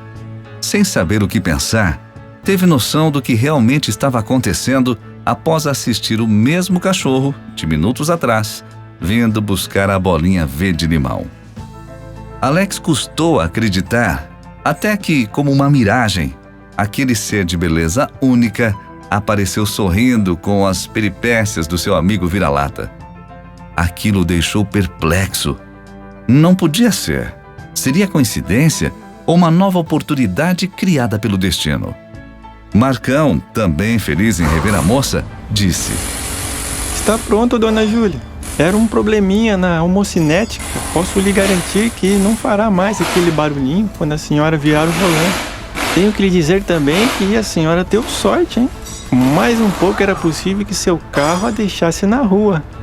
Nossa, muito obrigado, seu Marcos. Quanto lhe devo? Enquanto Júlia acertava o conserto do carro, Alex, com as pernas bambas com tamanha coincidência, apenas olhava sem acreditar direito no que via. Era muita coincidência. Ah, a propósito, seu Marcos, a bolinha do marrom, meu cachorro, chegou aqui antes de mim. O senhor não viu ela por aí? Aquela era a deixa que Alex aguardava. Com a bolinha na mão, não esperou que seu amigo respondesse. Deu a volta no carro que os separava e rapidamente estendeu a mão que segurava o brinquedinho do marrom. Procurando por isso, moça? Perguntou Alex com um olhar penetrante que deixou Júlia sem jeito. Nossa, você? Que coincidência. Pra você ver, né? Existem coisas que não têm explicação. Agora, se me permite, com todo o respeito, e por favor, não me entenda mal, pois eu nem lhe conheço, eu preciso dizer uma coisa. O quê? Perguntou Júlia, franzindo a testa, receosa pelo que podia vir. Calma, não se preocupe. Certamente é algo que você já deve ter ouvido falar várias vezes. São seus olhos, que com todo o restante refletem uma beleza fora do comum. Parabéns! É muito bom poder conhecer pessoas bonitas. Não é sempre que temos essas oportunidades. É prazeroso poder admirá-la, já que não é comum presenciar todos os dias pessoas que reúnam tantas qualidades físicas. Completamente envergonhada pelo elogio, Júlia baixou a cabeça e, com um sorriso nos lábios, tentou falar alguma coisa. O senhor está... Por favor, não me entenda mal, moça. Eu não quis desrespeitá-la. Apenas... Tudo bem. Não ia dizer nada disso. Não precisa se explicar. Sei a diferença de um elogio bem intencionado e de uma cantada desrespeitosa e de mau gosto. Eu ia dizendo que o senhor está com graxa no rosto. Aí, perto do nariz. Um tanto quanto agitado pelo momento, Alex foi tentar limpar a mancha e acabou sujando mais ainda o local, pois eram suas mãos que haviam feito o primeiro rastro de graxa. A cena arrancou um novo sorriso de Júlia, que balançou a cabeça indignada com o descuido de Alex. Gentil e atenciosa, ofereceu um lenço que carregava em sua bolsa. E novamente envergonhado pelo jeito que as coisas aconteceram, agradeceu. Obrigado pelo lenço. Vou lavá-lo e depois te devolvo. Será que tem algum problema se eu retribuir sua gentileza lhe entregando o pano limpo? Na verdade, quem lhe deve alguma coisa aqui sou eu. Se não fosse o seu reflexo, talvez o marrom já estivesse morto. Ele é meu único companheiro. Aquela frase veio a calhar no momento certo. Sem querer, Júlia expôs uma informação importantíssima que deixou Alex entusiasmado. Mas não posso deixar que fique com o lenço. Foi um presente da minha mãe e nem conheço o senhor. Me desculpe. Completou Júlia, erguendo os ombros. Ei, não precisa me chamar de senhor, me chame de Alex. Disse, estendendo a mão direita. Quanto ao lenço, eu faço questão. E para que você confie um pouco em mim, até porque não é minha intenção me apoderar de algo que não é meu, lhe darei o número do meu celular. E quando quiser saber se o seu lenço já está limpo, você me liga e marcamos em algum lugar para que eu possa fazer a entrega. Pode ser? Aquela direta foi captada pela moça, que resolveu ceder um pouco, até mesmo para confirmar as reais intenções do insistente Alex. Olha lá, hein, moço? Se é assim, tudo bem. Qual que é o número? Alex se conteve para não esboçar sua felicidade. E depois da soletração cuidadosa de cada número, pediu para que Júlia fizesse um teste para ver se realmente tinha anotado corretamente. Uma velha tática que a bela moça já conhecia, pois a ideia era que ela ligasse para que seu número ficasse gravado na memória do celular de Alex. Contente por ver que tudo estava dando certo, sorriu maliciosamente ao ver que Júlia fez a ligação com seu número restrito, o que impossibilitou a conclusão do seu objetivo em 100%. Então percebeu que, se realmente quisesse conquistá-la, deveria ser mais esperto que ela. Sendo assim, sabendo que teria uma nova chance para tentar algo que não fosse tão direto, mas que pudesse plantar novas oportunidades, despediu-se dela com um novo aperto de mão e gritou para Marcos que na data combinada viria buscar o carro. Uma última olhada na beldade e em seguida saiu a caminhar rumo à sua casa. 2 longos quilômetros com o entardecer caindo sobre ele. Júlia ficou aguardando a nota fiscal. Falando sozinho e com um sorriso na orelha, Alex caminhava e pulava feito uma criança. E ao dobrar a esquina, um susto. Um esbarrão que quase derrubou os dois, não fosse o muro que acompanhava a calçada. Para sua surpresa e alegria, o sujeito era ninguém mais, ninguém menos que o seu amigo Miguel. O jovem Alex, após cumprimentá-lo, brincou dizendo que não poderia ser de modo diferente, que este reencontro tinha que carregar algo fora do comum, pois quem imaginava que exatamente ali, no dobrar de uma esquina, trombaria com seu amigo, o qual não via a hora de rever. Os risos foram simultâneos e carregados de felicidade devido ao reencontro esperado por ambos. Miguel parecia apressado para retomar a caminhada e, ao mesmo tempo, ansioso para ouvir as palavras que não tardaram a sair da boca de Alex. Quando é que podemos retomar os estudos? Miguel respondeu que dali 44 horas estaria diante da sua porta para um novo tema empolgante. Curioso, não conseguiu deixar de olhar no relógio que marcava exatamente 18 horas. Ou seja, às 14 horas de sábado, Alex deveria estar pronto para dar sequência nos estudos. E no intuito de lhe contar alguns acontecimentos, foi educadamente boicotado por seu amigo. Me desculpe, filho. É certo que teremos muito para conversar, mas agora eu não posso. Até mais ver. E não esqueça, 44 horas. Não se atrase. Aquela era a primeira vez que Alex não era ouvido por Miguel. De certa forma, aquela situação não deixava de ser uma pequena resposta sobre as dúvidas a seu respeito. Mas ele ainda iria questioná-lo sobre este ocorrido, até para entender melhor o que deveria pensar sobre o misterioso mendigo. Faltando 1,5 km para alcançar seu destino, mais uma surpresa. Uma que ele ficaria estarrecido. Alguém se aproximava sorrateiramente com um carro. De imediato, imaginou que pudesse ser alguém que desejava uma informação, mas não, pois o motorista nada perguntou. Com as luzes dos postes ainda querendo avivar-se, resolveu não olhar e continuar caminhando um pouco mais rápido. Se realmente fosse com ele, o sujeito deveria também aumentar a velocidade. Para sua surpresa, foi exatamente o que aconteceu. Em sua mente, duas questões sobrevieram: correr ou parar para ver se realmente a situação era com ele. Acertadamente, Alex parou e pôde matar sua curiosidade. Viu o carro parando bem ao seu lado e também acompanhou o vidro do carona descendo até que o oculto motorista mostrou seu rosto. Com seu coração quase saltando pela boca devido ao episódio do Opala 76, pôde aliviar-se e se deslumbrar com a resposta física da questão e com a pergunta feita pelo até então suspeito. Moço, está indo para onde? Aceita uma carona?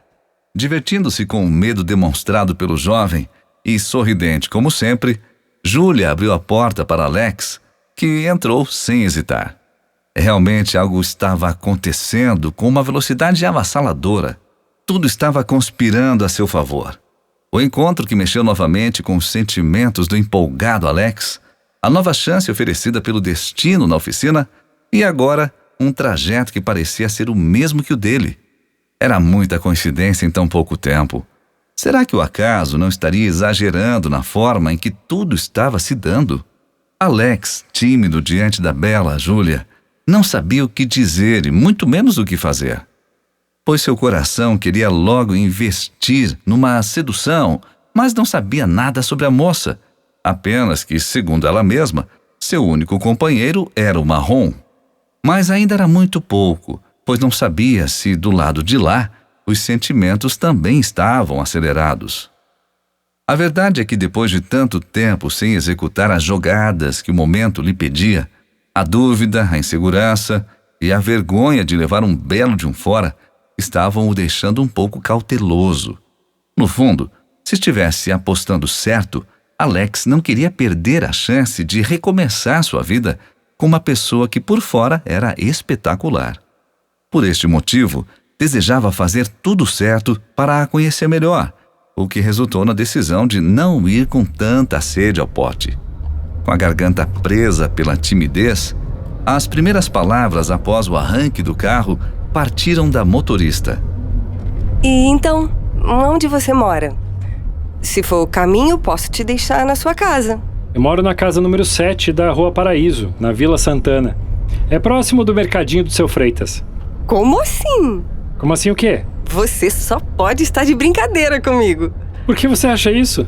Perguntou Alex sorrindo, já esperando uma nova coincidência, porém não tão forte como estava prestes a ouvir. Porque eu moro nesta rua. Moro no final dela, na casa 21. Umas casas antes ou depois, eu não sei direito, daquele rapaz que teve uma das filhas sequestradas, sabe? Alex arrepiou-se e engoliu o sorriso na mesma hora. Não podia ser. Aquilo estava começando a passar dos limites, até porque ele acreditava que na vida tudo dava-se ao esforço natural e não daquela forma, onde parecia que uma misteriosa situação sem explicação queria lhe presentear com uma nova e emocionante história. Agora quem está brincando é você. Não entendo. Falei algo de errado? Não, pelo contrário. Pois sou eu o rapaz que teve a filha sequestrada.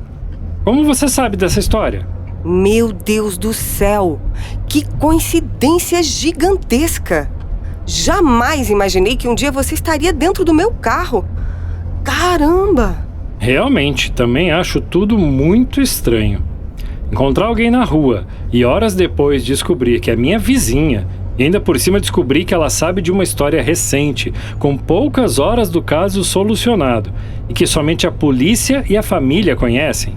Você não lê jornal, não? Essa história foi publicada hoje pela manhã, mas não cita nomes. Apenas conta sobre o sequestro e fala sobre um tal de Barba Branca, que parece que já matou um dentro da cadeia no mesmo dia. Lá consta o nome da rua, mas não o número da sua casa. Quando eu li a matéria, fiquei curiosa para saber quem era o rapaz que morava na minha rua. Que coisa, hein? E hoje você está aqui, do meu lado. É ou não é uma coisa de louco? Olha, moça, eu nem sei o que dizer. Nunca passei por isso em toda a minha vida. Estou praticamente na metade das minhas férias e já me aconteceram coisas que dariam um filme. Desse jeito vou acabar pirando. É muita informação, muita coisa nova acontecendo na minha vida em tão pouco tempo. Não sei se vou conseguir lidar com tudo isso. Parece que você ficou preocupado. Não esquenta não. A vida é cheia disso aí. Uma coincidência aqui, outra ali. Fique tranquilo. Não tem com que se preocupar. Apenas deixe as coisas acontecerem. A última frase lhe pareceu boa aos ouvidos. Então resolveu aproveitar o momento e tentar algumas palavras que surpreendesse Júlia e fizesse entender as intenções de Alex. Caso ela reagisse de forma retraída, teria certeza que deveria parar por ali e que tudo não passou de uma mera coincidência infeliz. Uma brincadeira sem graça do destino. O que ele não sabia era que as tais coincidências não haviam terminado. Assim que chegaram em frente à casa de Alex, Júlia estacionou e, sem pressa, ouviu o que seu espantado amigo tinha a lhe dizer. Sei que não te conheço direito. Sei que você deve estar me achando um bobo, mas tem uma coisa que eu preciso te contar. Fala aí. Assim que eu terminei o estudo bíblico de hoje, que fiz na casa de um amigo, eu vim pensando e refletindo sobre o assunto. O que tratamos foi sobre o segredo da morte, como de fato as coisas são segundo a Bíblia. Bom, minha esposa Thalita faleceu já vai fazer 1 ano, e eu sempre a amei. Jamais a traí, jamais pensei em desrespeitá-la. E justamente esse poderoso respeito que sentia por ela fez com que eu tivesse algumas ideias erradas sobre minha conduta atual para com ela que está sepultada, sem consciência alguma do que se passa. Eu acreditava que se eu voltasse a me relacionar com outra mulher, eu estaria traindo, de uma forma mais cruel, pois agora ela nem teria como se defender. Mas depois de aprender que os mortos nada sabem e todas as coisas se acabaram para eles, eu vim refletindo sobre um possível recomeço, talvez daqui a alguns anos, sei lá. Aí, de uma forma inesperada, aparece uma bela moça em minha frente, a qual de cara mexeu comigo. Depois, saiu lamentando por tê-la deixado escapar sem ao menos pegar o número do telefone. Em seguida, para o meu espanto, esperando jamais vê-la novamente, a encontro algum tempo depois na oficina, onde deixamos nossos carros. Assim, feliz por conseguir passar o meu número para você, mas sem saber qual seria a tua reação nos dias seguintes, vou embora. E adivinha quem me encontra perto da minha casa? Você. E para fechar com chave de ouro, você vem e me diz que mora na mesma rua que eu e que gostaria de me conhecer porque leu alguma coisa que eu nem suspeitava que houvesse saído no jornal. Agora me diz, Júlia, você não acha tudo isso muito estranho? Será que eu não deveria estar um pouquinho assustado com essas coincidências? E se eu te disser que elas não acabaram por aqui? Ah, pare com isso. Já estou achando demais tudo isso. Estou fazendo algo que jamais imaginei que fosse fazer tão cedo. É sobre o estudo bíblico. Eu também estou fazendo. E se você quiser acreditar, quando fui em busca deste espoleta aqui atrás, o marrom, lá na pracinha onde a bolinha foi parar embaixo do seu carro, eu recentemente havia terminado de aprender sobre este mesmo tema, a morte. Eu até gostaria de ter lhe dado um pouco mais de atenção, já que meu cachorro quase provocou um acidente. Mas tive que voltar e me despedir do meu professor, o Sr. Nazareno. Um juiz que nas horas vagas ensina a palavra de Deus aos que necessitam. Só que ele já havia ido embora. Então resolvi seguir até a oficina, onde reencontrei você. Não estou falando? Com todo respeito, Júlia, nem faço ideia se você já tem algum compromisso sério com alguém, se é casado ou não. Mas tudo indica que por algum motivo eu deveria te conhecer. E para variar, eu posso até imaginar quem seja o seu professor. De que jeito? Será que é o mesmo que o seu? Não duvide disso. Só que como eu não tenho certeza, prefiro não afirmar. Vendo que a conversa poderia se estender por muito tempo, achou um jeito de encurtar as novidades e não incomodá-la com seu papo conquistador de 5ª categoria. Bom, já está tarde e eu não quero aborrecer seu começo de noite com as minhas bobeiras. Vou providenciar que seu lenço fique bem limpinho e quando quiser me ligue para recuperá-lo, ok? Tudo bem, eu ligo. Alex optou por nem sequer pegar na mão de Júlia. Desceu e aguardou que ela saísse e chegasse até a sua residência no final da rua. Ao entrar, O entusiasmado jovem foi direto para o banho. Com o relaxamento da água quente em sua hidro, ficou por quase 1 hora raciocinando sobre os acontecidos e chegou a algumas conclusões. A única coisa que era certa e poderia ser comprovada de imediato era que realmente eles deveriam se conhecer e que Júlia, em nenhuma das vezes, caiu em suas investidas. Em vez alguma, mostrou aceitação às suas cantadas. Quanto à ideia de que Júlia fosse a escolhida pelo destino para uma união matrimonial, não tinha nada confirmado, pois as opções se estendiam a milhares. Poderia ser uma conhecida dela ou uma conhecida da conhecida. Quem sabe alguém distante que um dia, sabe-se lá quando, poderia ser próxima a ela e assim apresentada a ele, ou talvez não fosse nada daquilo.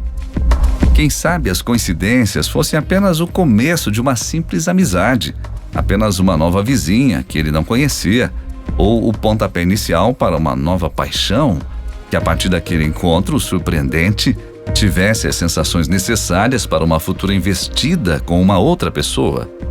O leque de situações estava aberto e a frase responsável por finalizar aquele martírio de ideias foi a dita pela simpática moça: apenas deixe as coisas acontecerem. A jovem Júlia tinha 25 anos e era quase da altura de Alex. Era morena e tinha longos cabelos negros, olhos castanhos, um corpo bem definido, lábios carnudos que, quando se separavam, deixavam à mostra um belo sorriso. Sua pele era suave e delicada como uma pétala de rosa, e sua voz era graciosa. Independente, tinha sua própria casa, trabalhava em uma clínica veterinária a qual era dona, e nos momentos vagos dedicava-se à leitura. Seu maior sonho era constituir uma família e publicar um livro sobre suas experiências com os animais. Para ela foi uma noite tranquila. Já para Alex, uma cruel batalha travada com a cama. De um lado para o outro, de uma posição para outra, e nada lhe trazia o descanso físico e mental. E depois de cochilar e acordar diversas vezes, já com o dia quase raiando, é que Alex conseguiu dormir profundamente. Devido ao tumultuado dia que passou, alguns sonhos se fizeram presentes em sua mente, mas nada que lhe fizesse se mexer ou acordar assustado.